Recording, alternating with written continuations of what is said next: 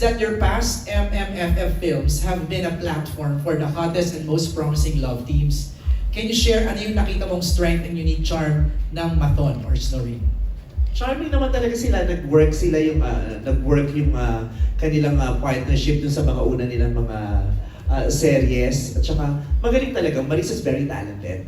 Diba? Hindi natin pwedeng i-discount yun o disregard. Talented talaga si Maris. Si Anthony Jennings naman, hindi natin pwedeng i-deny na meron din siyang kakaibang brilyo pag pinapanood nyo sa screen. Kaya nung sinabi ng management at ng star na isama natin tong sabi ko, let's go. Sabi ko, isama natin sila. Go ako agad. Kasi kahit si Maris noon pa yan lagi siyang kasama sa movie ko pero hindi natutuloy. Alright, thank you guys. Our next question is for Direct June from Chad of Manila Feed. Marami na kayong hit comedy movies pero Direct, how different or challenging ang gumawa ng isang vice ganda na pelikula? And why it took you so long before kayo nagkatrabaho? Before nyo gawin ang movie, ano ang request ni Vice sa'yo? So it's a three-part question, no? So una muna, how challenging is it? It is. It's definitely challenging because we're telling a story that is going to reflect the situation of so many Filipino families. But at the same time, we want it to be entertaining. And at the same time, siguro, more than anything, my concern was, how do I help Meme embrace the character in a way that she's also going to feel very comfortable? Because she confessed this to me, and I know that from the very beginning, meron siyang hesitation, meron siyang fears that she's going to be working with this brilliant cast of dramatic actors, and she's going to be involved in a lot of intensely dramatic scenes. But believe me when I say that Meme is a brilliant actor. Hindi niya lang na-realize yun, hindi niya lang pa na-embrace yun. And kasi paniniwala ko, and this is something I always say in my workshops, when you witness a comedian cry, is also the time that you witness true devastation. Alam niyo, yung kapag isang komedyante ang nagpaiyak at naiyak ka doon, mawawasa ka. Parang si Tito Dolphy dati, ilan na naman yung dramatic films niya, di ba? Tatay Kong Nanay, Barkova. But those are the performances that stayed with us. And si Meme possesses that same kind of power. And as Bambi, she's funny, she's delightful, she's really funny. But at the same time, she's also heartbreaking and affecting. And to be able to balance those extreme emotions, it's no joke, hindi madali yun. And I can honestly say that Vice Ganda delivered and accomplished it with absolute mastery.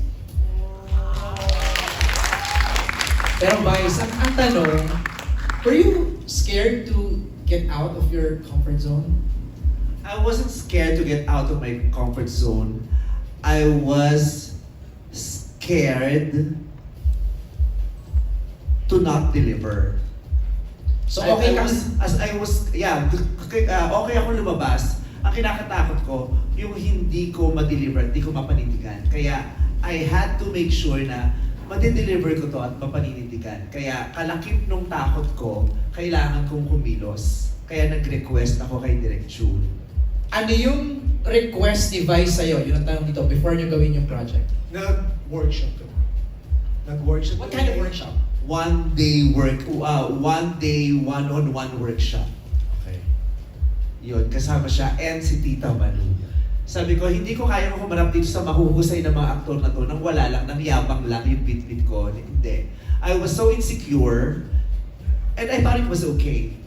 I acknowledged my insecurity at sabi ko, I needed to do something kasi alam ko namang merong lacking sa akin eh. Diba? Kaya ko na magpataway, gamay ko na yun eh. Diba? Kaya kong mag-ad-lib, kaya kong sumama sa pag nagbe-brainstorm sila at meron akong maibibigay. Pero yung drama, this is something new, kaya kailangan simulan ko siyang maunawaan. Kailangan meron akong matutunan. Kailangan meron akong maihanda sa sarili ko, sa katawan ko, sa utak ko, para pag dumating ako doon, hindi puro yabang lang yung bit-bit ko. Kaya it was a humbling experience kasi I knew for a fact na since day one, nung nakasama ko silang lahat, hindi ako ang pinakamagaling sa set na yun. At kaya kailangan kong atupagin yung matulungan ko yung sarili ko para at least makasabay man lang sa husay nila. Tita Malu, baka pwede ka mag-share? How was that workshop with Vice? Napaka-espesyal. Naiyak ako. Oo, kasi alam mo yun, parang paghuhubad ng kaluluwa. So, maganda yun. Unang-una, ang kinatuwa ko talaga, alam mo yung pagiging makatotohanan. Yung pag-amin sa ano ang meron ka ngayon, anong strength mo, anong weaknesses mo, ano ang gusto mong gawin. So it was a choice, it was a decision. And thank God that I am instrumental, no, sa kanyang pag-explore, sa kanyang discovery.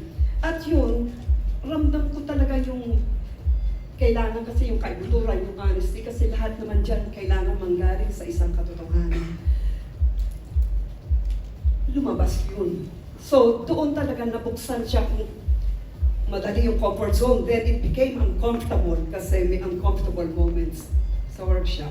Pero na-transcend, nalampasan at nakikita natin at sa tulong din, syempre, andun din si Direk, yung yung path na nagabayan ng mahusay, ng malinaw, mahusay at buong damdamin at totoo. At alam ko, nagtagumpay talaga sila. At makikita nyo yan, pagdating ng Pasko, yung revelasyon na yan. Sa bagong Vice, ganda. Kaya ang sarap din na, ang swerte ko kasi, bago pa gawin yung pelikula, nandun na si Direk at saka si Tita Malu to equip me bago ako magsimula. At sobrang laking biyaya na hindi lang ko siya kasama bago gawin, kasama ko siya habang ginagawa kasi nasa cast siya. So nandun siya to guide me all the way para abangan yung mata ko, abangan yung kinikilos ko, abangan. So nandun siya, kaya napakaswerte ko. At ang swerte ko rin na siya yung tumulong sa akin, siya yung nag-workshop sa akin. Ang swerte ko sa kanilang dalawa. It was very hard at that time. It was very hard. Yeah. Tapos na, okay na, nagawa na. Nagawa naman. So, And this is okay nag-share na. na kasi nung sinabi niya yung paghuhubad ng kaluluwa, parang nung nag-workshop ako sa kanya, that was the time I was about to restart my therapy. Yun yung time na magsisimula ulit ako mag-therapy. So nung win-workshop niya ako, durog ako ng mga panahon na yun. Durog ako pero hindi ko siya na-address. Durog ako pero hindi ko siya nakikita kung gaano siya kadurog. Natulungan nila ako dun sa workshop. Kasi nailabas ko yung mga nasa sa loob ko na nandito lang, hindi ko napapakawalan kasi hindi ko alam kung paano. So natulungan din nila ako. Natulungan nila ako. Kaya mahal ko to kasi lahat sila, kasi hindi ko lang sila nakasama sa professional. Personal talaga yung nangyari sa amin dito sa And the Breadwinner is, kahit yung shooting namin, yung paggawa ko ng pelikula, naging bahagi siya ng therapy ko. Kaya maraming salamat. Ganda. Natapos ko yung pelikula ng napakaganda. I thought we were very successful doing the movie.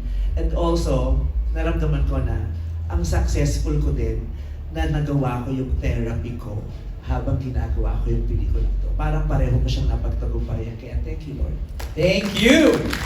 Alright, before I go back to Jumbo